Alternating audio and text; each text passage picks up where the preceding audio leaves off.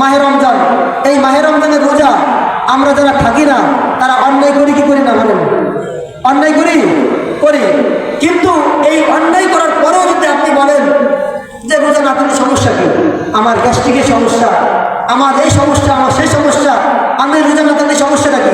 আপনি সমস্যার কথা বলছেন, আপনি আপনি রোজাকে অস্বীকার করছেন, আপনি সাথে সাথে কাফের হয়ে গেছেন। আর কাফের হয়ে গেলে সে ব্যক্তি যদি কালেমা না পড়ার পর্যন্ত তার কোনো ইবাদত বন্দেগী আল্লাহ তাআলার দরবারে কবুল হবে না। মাসালা জানেন তো সবাই ইনশাআল্লাহ।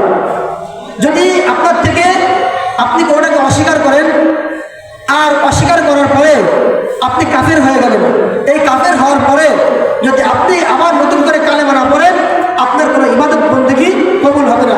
কালেমাটা পড়তেই হবে এবং কি করতে হবে?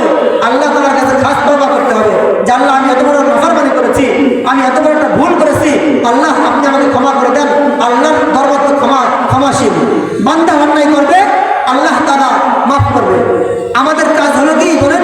আমাদের বৈশিষ্ট্য হলো গুনাহ করা, আর আল্লাহর বৈশিষ্ট্য হলো বান্দাদেরকে মাফ করে দেওয়া। মাহে রমজান আসতেছে, আমাদের মাহে রমজানের পুরোপুরি প্রস্তুতি নিতে হবে তো ইনশাআল্লাহ। নেব তো ইনশাআল্লাহ? কে কে নেব? হাত জাগান তো ভাই।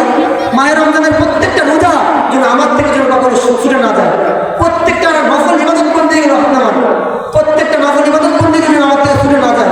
আমি তাহাজ্জুদ নামাজ পড়বো, আমি জিকির করবো, আমি আওয়াবিন পড়বো, আমি ইশরাক করবো, আমি রমজান মাসে আসলে আমার জীবনটাকে আমি আলোয় আলোকিত করে ফেলবো। এরকম তামান্না, এরকম নিয়ত আমার দিলে থাকবে তো ইনশাআল্লাহ? থাকবে। আমি রমজান মাস যখন আসবে আমি 30টা রমজান পাক্কা নিয়ত করবো যে আমি 30 রমজানে আমি আমার এই হায়াতের জিন্দেগির ভিতরে আমি যে পরিমাণ নাফরমানি করেছি আমি কি করব? আমি একদম ছোট মাসুম শিশু বাচ্চার মতো, যখন একটা শিশু বাচ্চা ভূমিষ্ঠ হয় তার আমল নামায় কোনো গুনাহ থাকে না, তাকে যদি আপনি ওই হিন্দুদের উলট ধরে দেন তাও কিন্তু সে কিন্তু মুমিন মুসলমান। একটা হিন্দু বাচ্চাকে যদি, হিন্দু বাচ্চা তো পবিত্র হয়ে মায়ের গর্ভ থেকে জমিনে আসে কি আসে না বলেন? কিন্তু আমাদের আচার আচরণ দেখার পরে সে কিন্তু বেদরুমি হয়ে যায়, খ্রিস্টান হয়ে যায়, নাসারা হয়ে যায়, হিন্দু হয়ে যায়, বেনামাজি হয়ে যায়, কিন্তু ও কিন্তু পবিত্র অবস্থায় আসছে কি আসছে না বলেন?